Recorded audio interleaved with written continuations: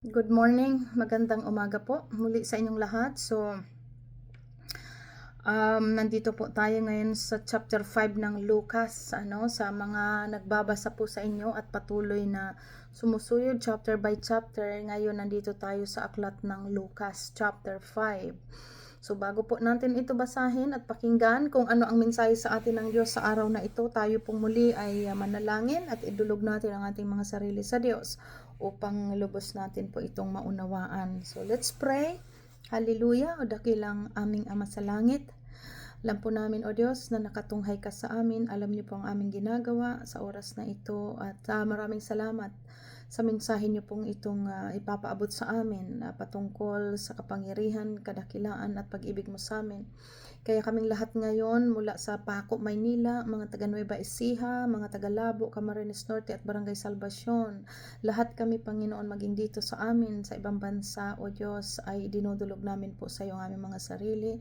Makapangyari na ikaw ang mangibabaw sa aming puso't isipan, O Diyos, at maturuan kami ng salitang ito.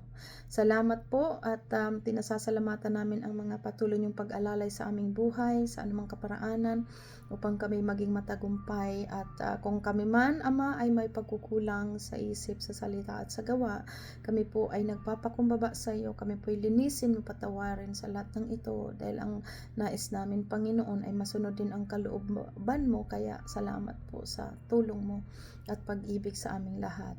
Pinupuri ka po namin, pinasasalamatan sa lahat ng ito sa ngalan ng Panginoong Hesukristo. Amen.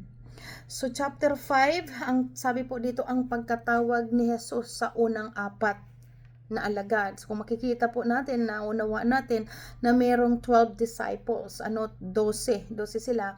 At ito yung unang pagkatawag ng Panginoong Jesus sa apat na mga alagad. At sabi po dito, minsan habang nakatayo si Jesus sa tabi ng lawa ng Genesaret, nagsisiksikan ang napakaraming tao sa paglapit sa kanya upang makinig ng salita ng Diyos. Imagine niyo po yan, napakarami. Nagsisiksikan ang mga tao upang makinig ng salita ng Diyos. Sana ganito sa kapanahonan, na marami ang taong nagsisiksikan para lang mapakinggan ang salita ng Diyos. Sabi sa verse 2, may nakita siyang dalawang bangka sa baybayin, nililinisan ng mga mangingisda ang kanilang mga lambat at wala sa kanilang mga bangka. Sumakay siya sa isa sa mga ito na pag-aari ni Simon. Hiniling niya rito na ilayo ng kaunti ang bangka mula sa baybayin. Naupo siya sa bangka, nangaral sa mga tao. So hiniram yung bangka ni Simon, kumbaga umabanti siya ng kaunti kasi grabing tao nga doon sa baybayin ng dagat, So umabanti na, ginamit ng Panginoong Hesus ang bangka ni Simon at saka po siya parang lumayo ng kaunti, saka siya nangaral doon sa mga tao na nasa baybayin. Verse 4, pagkatapos niyang mangaral, sinabi niya kay Simon, pumalaot kayo at ihulog ang mga lambat upang manghuli. Sumagot si Simon, Guro, magdamag po kaming nagpagod, ngunit wala kaming nahuli. Ngunit dahil sa sinabi ninyo, ihuhulog ko ang lambat. Ganon nga ang ginawa nila at nakahuli sila ng maraming isda, kaya't halos mapunit ang kanilang lambat. So dito po sa buhay ni Simon, ito po yung nagpapakita dito sa atin ang pagsunod sa Diyos. Kasi ang sabi dito ng Panginoong Hesus, sinabi niya kay Simon, pumalaot ka at ihulog mo ang iyong lambat. Ngayon si Simon, pinaunawa niya, sinabi niya sa Panginoong Hesus, magdamag po kaming naghuli pero wala kaming nahuli. Pero noong sabi ni Simon, ngunit dahil sa sinabi mo, ihuhulog ko ang lambat. So, ibig sabihin, naandoon yung faith po ni Simon, pananalig doon sa sinasabi ng Panginoong Hesus na mangyayari nga po talaga yon. So, nakita natin dito talagang ang pananampalataya, talagang ang pagsunod sa kalooban ng Diyos, doon po nakakapangyari ang kapangyarihan ng Diyos. Kasi kung titingnan po natin si Simon, magdamag, imagine niyo po, magdamag na walang huli ng isda. Pero nung sinabi sa kanya ng Panginoong Hesus, ihulog mo ang iyong lambat. Sabi niya pumalaot ka at ihulog mo ang mga lambat upang manghuli. Kaya sinunod ito ni Simon at ganun nga, sabi diyan, at nakahuli sila ng maraming isda kaya't halos I'm sorry po. Kaya't halos mapunit ang kanilang lambat. Imagine po yan, no? So, binibigay dito sa atin ng kaunawan. Kapag sinabi ng Panginoong Hesus sa atin at sinunod natin, matutunghayin natin ang kanyang kapangyarihan. Verse 7, saglit lang po. I-hold ko lang ito madali. Ayan. So, ayan na nga na nung sumunod si Simon sa sinabi ng Panginoong Hesus, nangyari po na talagang napuno ang kanilang lambat, nakahuli sila ng maraming isda, kaya't halos mapunit ang kanilang lambat. Imagine niyo po yan, magdamag silang nagisda, wala silang kahuli-huli. Pero nung sinabi ng Panginoong Hesus, Simon, maghuli ka, ihulog mo ang lambat at makakahuli ka. At yun nga po ang nangyari. So ayan, isang malaking pananampalataya po na nagtuturo sa atin na sumunod tayo sa sinasabi ng Diyos at makikita natin ang kanyang kapangyarihan. Verse 7, kinawayan nila ang kanilang mga kasamahang nasa kabilang bangka upang magpatulong. Lumapit naman ang mga ito at napuno nila ang 2 bangka. Imagine po yan, dating walang huli. Pero nung sinunod nilang Panginoong Hesus, yung 2 bangka ay napuno ng isda. Pat halos lumubog ang mga ito. Nang makita iyon ni Simon Pedro, siya'y lumuhod sa harap ni Hesus at sinabi, lumayo kayo sa akin, Panginoon, sapagkat ako'y isang makasalanan. Nangilala siya at ang kanyang mga kasama dahil sa dami ng kanilang huli. Gayon din sina Santiago at Juan na anak ni Zebedeo at mga kasosyo ni Simon. Sinabi ni Hesus kay Simon, huwag kang matakot. Mula ngayon, mga tao na sa halip na mga isda ang iyong huhulihin. So doon nagpasimula po na sila po ay ginamit ng Panginoon bilang mga alagad. Katulad ng sinabi dito ng Panginoong Hesus, hindi na isda ang huhulihin mo, kundi mga tao. Ibig sabihin yung pag-aakay na nila sa mga tao upang makakilala sa Diyos. At verse 11, nang maitabi na nila ang mga bangka sa pangpang, iniwan nila ang lahat at sumunod kay Hesus. Ito po yung mga may pagkatawag na talagang kinakalimutan nila ang sarili o anumang kanilang mga ginagawa upang sumunod sa Diyos. At ito po ang ginawa nitong mga apostol. Lahat ng sinabi ng Panginoong Hesus, sinusunod po nila. At ito nga, nung sinabi na sumunod kayo sa akin, gagawin ko kayong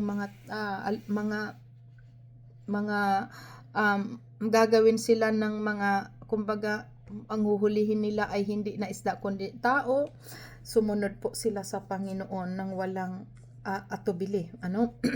At dito sa chapter, sa sunod po sa verse 12, ang sabi dito, pinagaling ni Hesus ang isang kitungin.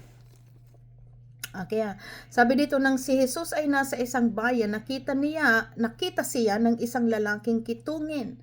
Nagpatira pa ito at nakiusap, Panginoon, pagalingin at Panginoon, kung nais po ninyo, ako'y inyong mapapagaling at magagawang malinis. Dito po nakikita natin dito na sa mga taong karakter dito ay pinapakita ang pananampalataya, pananalig. At sa pananalig, doon nakakakilos ang kapangyarihan ng Diyos. So kanina doon kila Simon, nakita po natin ang kapangyarihan ng Diyos.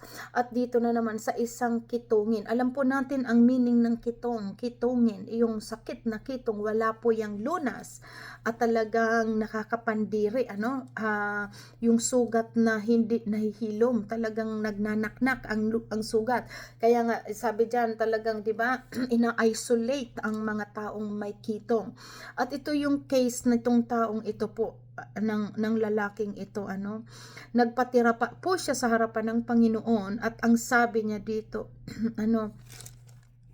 ang sabi niya dito, Panginoon, sabi dyan, kung nais po ninyo, ako'y inyong mapapagaling at magagawang malinis. So, ibig sabihin, in-acknowledge ng taong ito na magagawa ng Panginoong malinisin siya kung ipapahintulot ito ng Panginoon. Ibig sabihin, ang approval ay nagmumula sa Panginoon.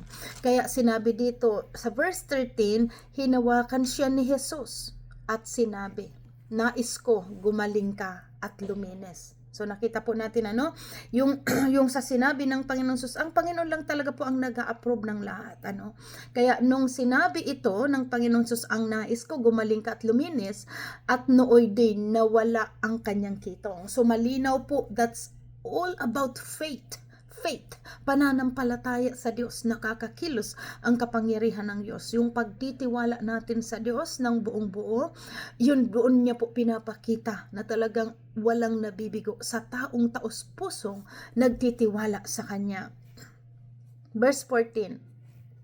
Pinagbilinan siya ni Jesus na huwag mong sasabihin ito kanino man. Sa halip ay pumunta ka sa pari at magpasuri sa kanya. Pagkatapos, mag-alay ka ng handog ayon sa iniutos ni Moses bilang patutuo sa mga tao na ikaw nga'y magaling na.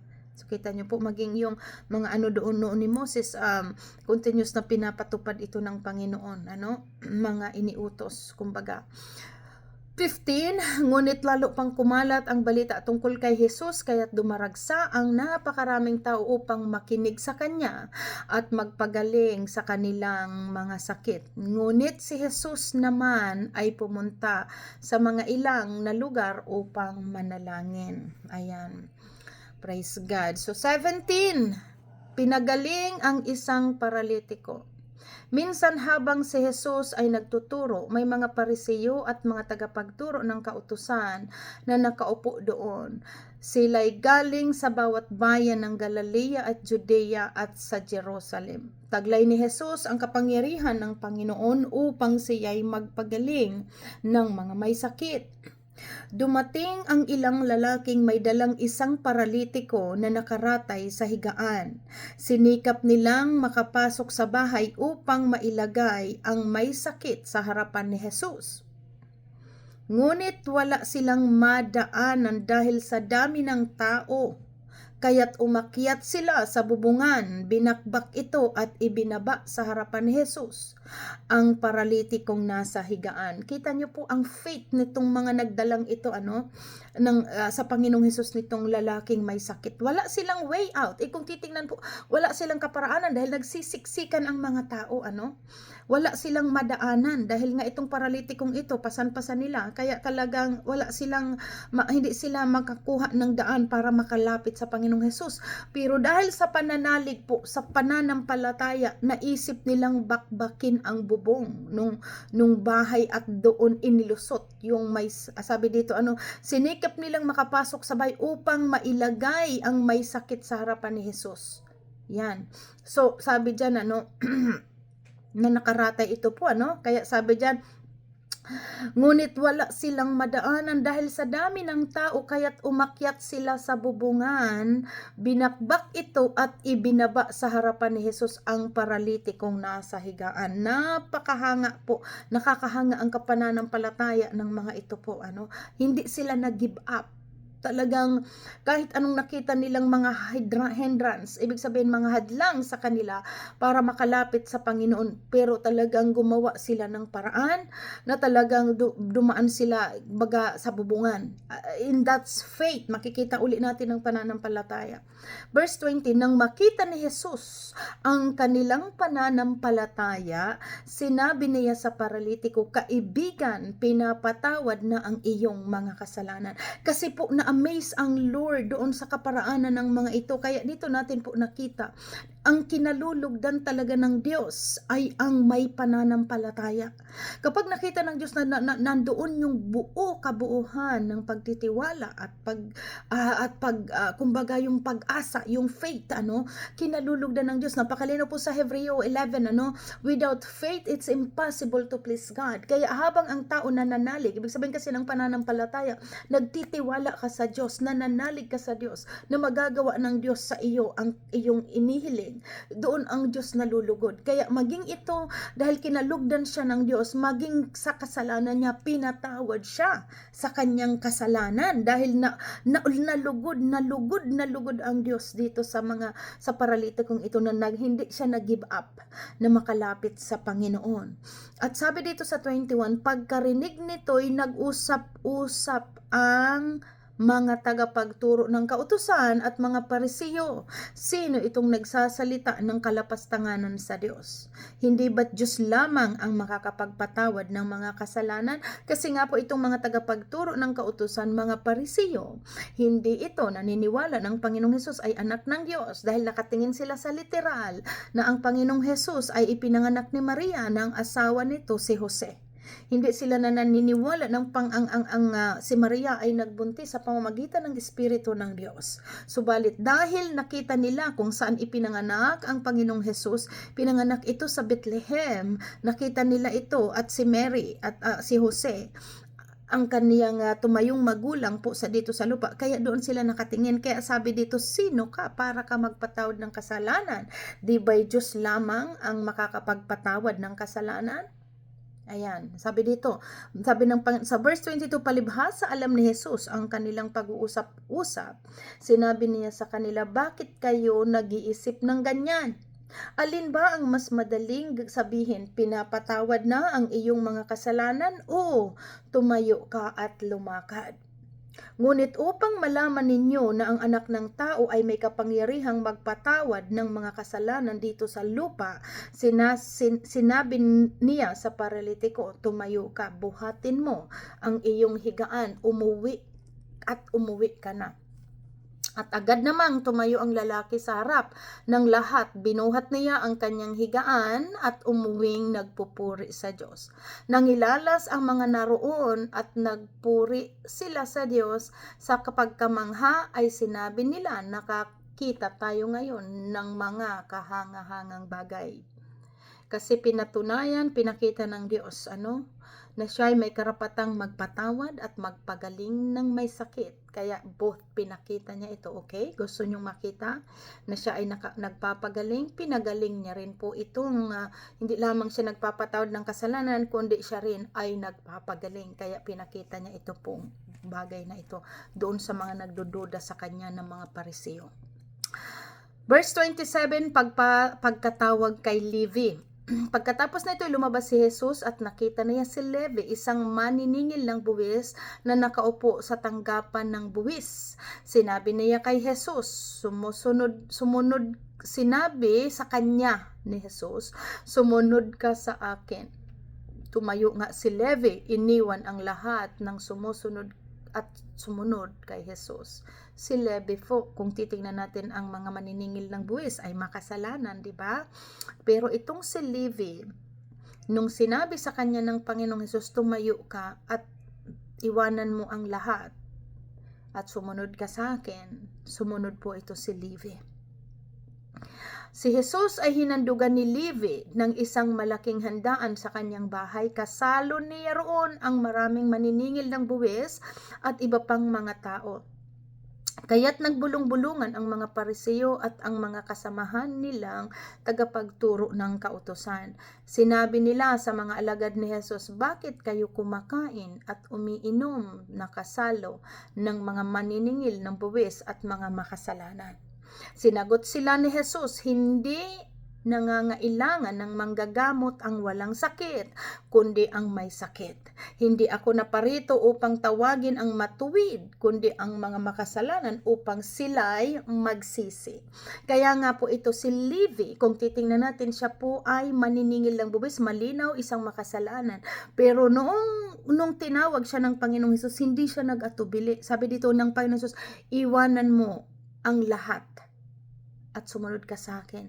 Ganun po, nakita ng Panginoong Hesus ang pagsunod ni Levi. Sa sinabi ng Panginoong Hesus.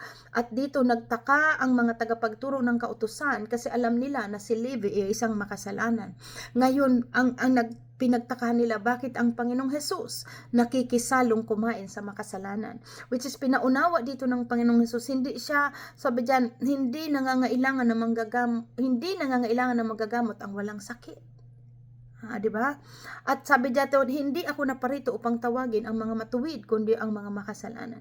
Ipinapaunawa dito ng Panginoong Hesus, dito sa mga tagapagturo ng kautusan, dito sa mga Pariseo po, pinapaunawa niya na kung kayo sa palagay nyo, kayo'y banal. Dahil ang palagay nila sa kanila ay sarili, sila'y marurunong, walang kasalanan. Pues, hindi ako pumunta para sa inyo, kundi pumunta ako sa mga taong umaamin na sila'y makasalanan. Naandoon katulad ng buhay ni Levi, ang pagpapakumbaba. Kaya kinalugdan siya ng Diyos at napatawad. Pero itong mga Pariseo pong ito na sila ay mga marurunong sa kautusan, sila ang mga tagapagturo, pero sila ay walang kapakumbabaan. Pinapalagay nila sa kanilang sarili sila ay banal. Kaya dito sinabi ng Panginoong Jesus, hindi ako naparito upang tawagin ang mga matuwid, kundi ang mga makasalanan upang sila ay magsisi. Kasi itong mga Pariseo ito may papagmataas. Akala nila sila na ang pinakamagaling palibhasa, alam nila ang kautusan. So ayan po, next, ang katanungan tungkol sa pag-aayuno. May ilan namang nagsabi kay Jesus ng ganito, ang mga alagad ni Juan ay malimit mag-ayuno at manalangin, gayon din ang mga alagad ng mga Pariseo. Subalit, ang mga alagad mo ay patuloy sa pagkain at pag-inom. Sumagot si Jesus, hinahayaan ba ninyong hindi kumain ang mga panauhin sa kasalan habang kasama pa nila ang lalaking ikakasal? Sabi diyan, ulitin ko po, sabi diyan, hinahayaan ba ninyong hindi kumain ang mga panauhin sa kasalan habang kasama pa nila ang lalaking ikinasal? Di ba hindi? Darating ang araw na kukunin sa kanila ang lalaking ikinasal at saka sila mag-aayuno. Sinabi rin niya sa kanila ang isang talinhaga, walang pumipiraso sa bagong damit upang itagpi sa luma. Kapag ganun ang ginawa, masasayang ang bagong damit at ang tagping mula rito ay hindi naman babagay sa damit na luma. Wala ring maglalagay ng bagong alak sa anumang sisidlang balat. Kapag ganun ang ginawa, papuputukin ng bagong alak ang lumang sisidlan. Matatapon ang alak at masisira ang sisidlan. Sa bagong sisidlang balat dapat ilagay ang bagong alak. Kapag nakainom ka na ng lumang alak, hindi mo nagugustuhin uminom ng bagong alak. Ang sasabihin mo, mas masarap ang lumang alak. So, dito sa part na ito po, sabi po dito, kasi tinatanong sila ng mga tao, bakit ang mga alagad mo ay hindi nag-aayuno katulad ng mga alagad ni Juan? Kasi pinakita po dito, kapag kasama mo ang Panginoong Hesus, katulad pinapaunaw dito ng Panginoong Hesus, sabi niya, kung hinahayaan ba ninyong kumain ang mga hindi kumain ang mga panauhin sa kasalan habang kasama pa nila ang kanilang ang lalaki kinakasal? Kasi tinutukoy po dito, paano mag-aayuno ang mga kasama ng Panginoong Hesus, ng mga alagad na kasama nila ang Diyos, kasama nila ang Panginoong Hesus, na andoon ang meaning kasi ng pag-aayuno po sa ating nabasa, ang pag-aayuno ay tanda ng talagang yung papakita ng kalungkutan na nagdadamit sila ng abo, nagbubuhos ng abo sa ulo at nagdaramit ng sako. Ngayon, pinapakita dito na kapag kasama nila ang Panginoong Hesus, of course, hindi sila mag-aayuno dahil nagagalak sila na kasama nila ang Panginoon. Katulad yung pinapaunawa dito, kung ikaw ba ay nandoon sa kasalan, kasama ng lalaking ikinakasal, sabi diyan. Sabi niya, kung hindi ka ba kakain, sabi diyan, hahayaan mo ba na hindi kumain ang mga panauhin sa kasalan habang kasama pa nilang ikinakasal? Of course hindi. Kapag kasama mo ang mga ikinakasal, makikipagdiwang ka. Ibig sabihin na andoon yung iyong pagbubunyi or pagsiselebrate dahil kasama mo ang lalaking kinakasal. So inahalimbawa dito ng Panginoon, hindi mag-aayuno o magkaanong kalungkutan ang kanyang mga alagad kasi kasama siya. Bagkus kung wala na siya, doon pa lamang ito mag-aayuno. Yung tinutukoy ng Panginoon na kapag kasama natin ang Diyos, naandun ang kagalakan. Bakit ka magdadamit ng sako or maglalagay ng abo sa iyong ulo samantalang kasama mo ang Panginoon? At dito po sa sunod, pinaunawa dito ng Panginoon muli ang tungkol doon sa verse 36, sinabi rin niya sa kanila ang isang talinhaga. So talinhaga, walang pumipiraso sa bagong damit upang itagpi sa luma. So ibig sabihin po dito, hindi magandang tingnan po na yung mga bagay na binago na sa atin ng Diyos ay lalagyan natin ng tagpi ng luma. Ibig sabihin, halimbawa may bago kang damit. Hindi magandang tingnan na yung tatagpian mo siya ng luma. Ibig sabihin, tulad ng sabi dito, hindi babagay sa damit na yung dati mong lumang damit itatagpi mo sa bago. Sabi diyan, wala ring, at ito sa 37, wala ring naglalagay ng bagong alak sa lumang sisidlan, balat. Kapag naroon na kapag ganun ang ginawa, papuputukin ng bagong alak ang lumang sisidlan, matatapon ng alak at masisira ang sisidlan. Sa bagong sisidlang balat, dapat ilagay ang bagong alak. So malinaw po sa ating buhay, kapag tayo binago na ng Diyos, hindi dapat balik-balikan natin ang mga lumang buhay. Dahil pangit tingnan. Na ikaw, sasabihin mo, binago ka na pero may mga parte pa ng buhay mo na lumang ginagawa mo sa ngayon. Hindi po magandang tingnan. Bagkus ang sabi dito po, kapag ganoon ang ginawa, papuputukin ng bagong alak ang lumang sisidlan, matatapon ang alak at masisira ang sisidlan. Sa bagong sisidlang balat, dapat ilagay ang bagong alak. So malinaw po na ang ating mga bagong buhay, hindi ito dapat mahaluan ng mga bagay na luma sa ating buhay. Lumang pagkatao, dapat hindi natin binabalik-balikan yung mga dating gawin natin dahil pangit tingnan. Ibig sabihin, bago kang Kristiyano, and then pero gumagawa ka ng mga dati mong lumang bagay, hindi po maganda. So ayan ang pinaturo sa atin ng Panginoon. Kapag bago ka na, wag mo nang balik-balikan o wag kang gumawa ng mga bagay na dati mong ginagawa. Ang bagong damit, hindi magandang lagyan ng lumang damit na itagpi, hindi magandang tingnan. At maging dito sa alak, pinahalimbawa, masisira ang lalagyan. So same thing po sa ating buhay. So matotal po nito, kapag binago ka na, binago ka na. Wag mo nang haluan pa ng mga dati mong mga ginagawang hindi maganda, kasi hindi nakakalugod sa paningin ng Diyos at hindi rin nakakalugod sa paningin ng tao. Kaya ganun, kapag nakakakita tayo ng mga Kristiyano na binabalik-balikan yung mga dating ginagawa, kumbaga po napupulaan. Kaya yun ang turo sa atin, ang bagong buhay, magpatuloy tayo, at pinakita dito ang pananampalataya sa pamagitan ni Simon at saka ni Levi, pinakita, at saka doon sa isang lalaking paralitiko na pinakita nila kung gaano sila nananalig sa Diyos at pinakita sa kanila ng Diyos ang kapangyarihan. Amen? So dyan po tayo magtatapos sa chapter 5 ng Lucas. Continuous kayo bukas. Kami din continuous dito, nagtutuloy, nagsusuyod ng pagbabasa. Purihin ang Diyos sa kanyang banal na salita. Let's pray. Hallelujah. Thank you, Father. Thank you, Holy Spirit. Thank you so much, O God. Salamat sa mensahe mong ito na nagdudulot sa amin ng patuloy na manampalataya at magtiwala sa iyo at sumunod sa kalooban mo. Pinasasalamatan po namin ang lahat ng ito. Pagpalain niyo kaming lahat, Ama, sa ngalan ng Ama, ng Anak at ng Espiritu Santo, sa ngalan ng Panginoong Kristo, ito pinalangin namin sa iyo. Amen. God bless everybody. Bye-bye.